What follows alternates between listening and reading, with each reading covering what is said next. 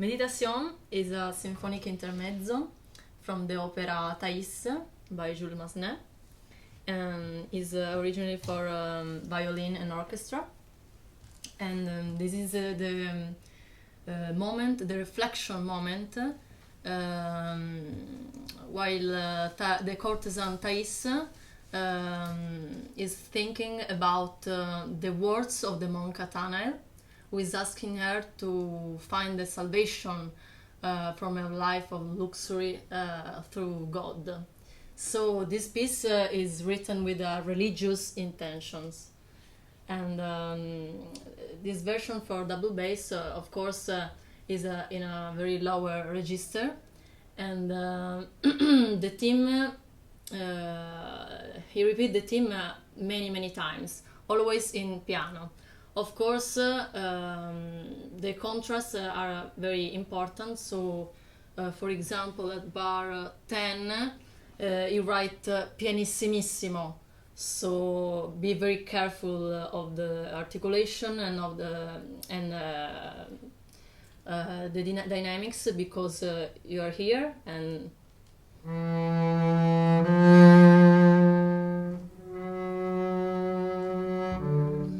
so is subito pianissimissimo. It's very difficult to create this contrast, but it's very important to make the difference, of course. And in my opinion, I put this in the second and third string, because in my opinion is better the second and the third time. So the first time I do in first string.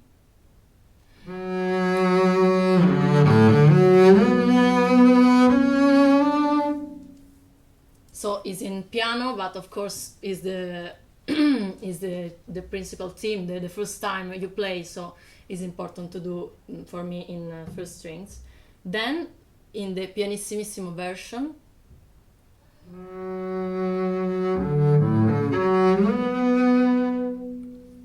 so maybe you can play it here and with a few hair, like in this part of the bow. And of course there's the beautiful part at bar 18, 19, that it goes in this register on the third string, and it's very important to make this warm atmosphere and to keep the note very long till the end, so don't cut the sound here.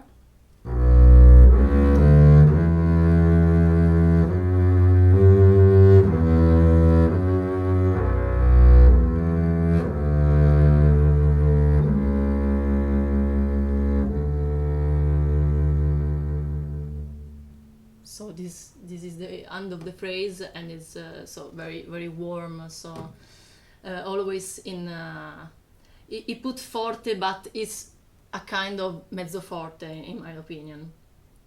And always speaking about the articulation, there are a lot of legato and separate notes, like here at bar 7, 8. So you have.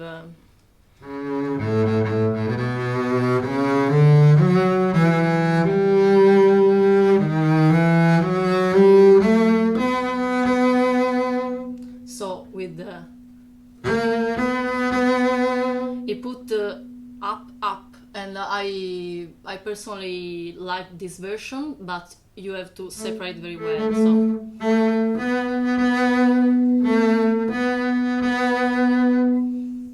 to create this contrast.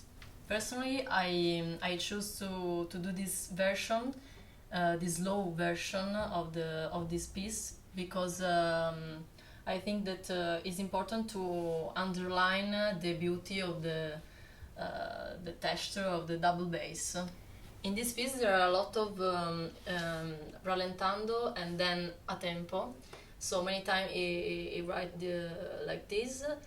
For example, at bar 10. So as we've seen before, this is the difficulty of doing sforzato and then pianissimo subito, but there's also the difficulty of playing with the piano. So of course here you have to play.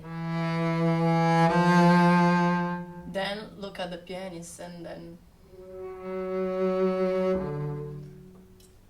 So of course you can be very free in these moments, but in accord with the piano. And of course also at bar 20 and 21, so with the end of the low phrase.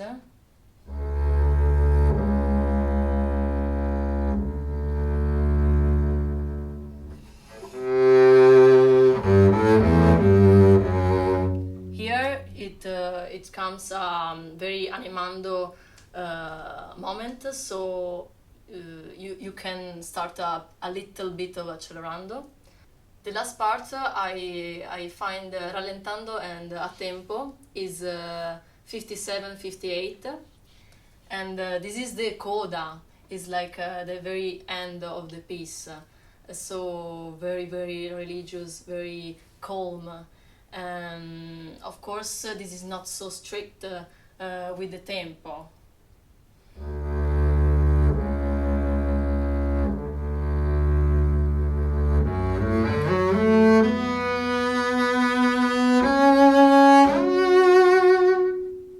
So also it is written in tempo. In this case, I think you can do a bit espressivo. So you have to talk with the pianist to do it together, but of course very espressivo.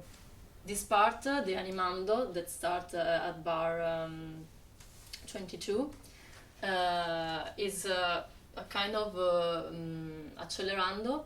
And it ends with the climax, with a fortissimo at bar 32. So here is a very beautiful moment when you can express all your musicality, and you have to vibrate all and separate all the notes. So.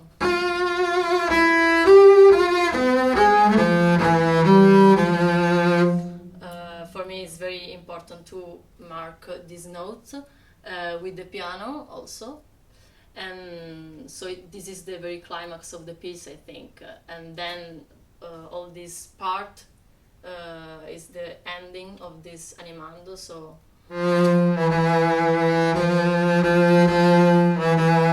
because the third time he did it, maybe you can do a rallentando a little bit.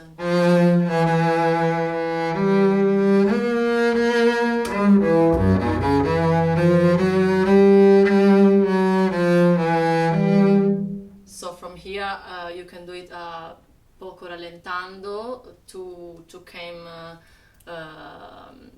to the ripresa of the theme.